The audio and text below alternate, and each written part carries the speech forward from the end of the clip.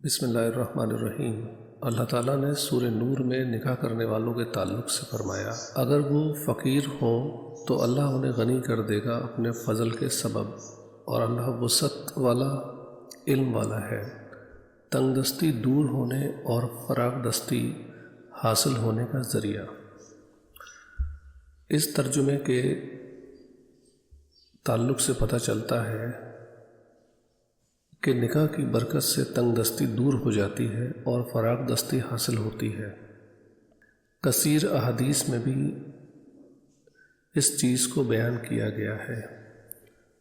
ترغیب کے لیے کچھ احادیث اور صحابہ کرام کے اقوال کچھ اس طرح ہیں۔ حضرت ابو ہریرہ رضی اللہ تعالیٰ عنہ سے روایت ہے، حضور اقدس صلی اللہ تعالیٰ علیہ وسلم نے ارشاد فرمایا، 3 شخصوں کی اللہ تعالیٰ مدد فرمائے گا۔ پہلا شخص اللہ عز و جل کی راہ میں جہاد کرنے والا۔ دوسرا شخص مکاتب غلام کے کتابت کی رقم ادا کرنے کا ارادہ رکھتا ہے۔ تیسرا شخص پارسائی کے ارادے سے نکاح کرنے والا۔ دوسری حدیث مبارک حضرت عبداللہ بن عباس رضی اللہ تعالیٰ عنہما سے روایت ہے، تاجدار رسالت صلی اللہ تعالیٰ علیہ وسلم نے ارشاد فرمایا، تم نکاح کے ذریعے رزق تلاش کرو۔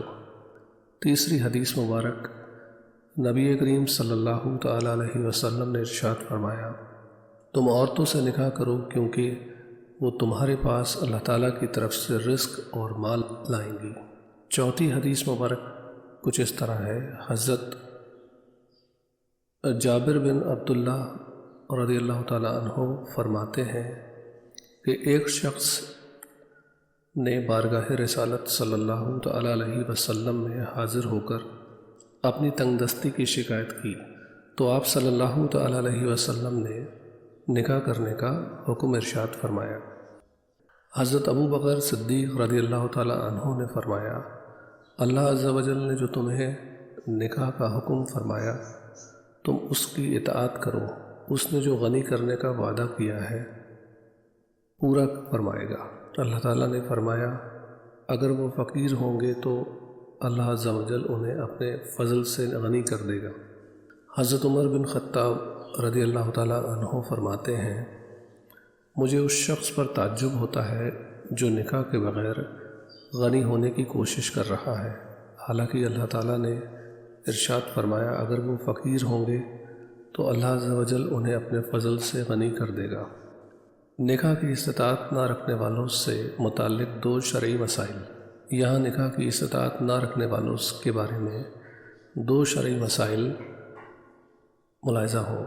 اگر یہ اندیشہ ہے کہ نکاح کرے گا تو نان نقفہ نہ دے سکے گا، یا جو ضروری باتیں ہیں ان کو پورا نہ کر سکے گا تو نکاح کرنا مکروہ ہے، اور اگر ان باتوں کا یقین ہو تو نکاح کرنا حرام ہے، مگر نکاح کر لیا تو نکاح بہرحال ہو جائے گا۔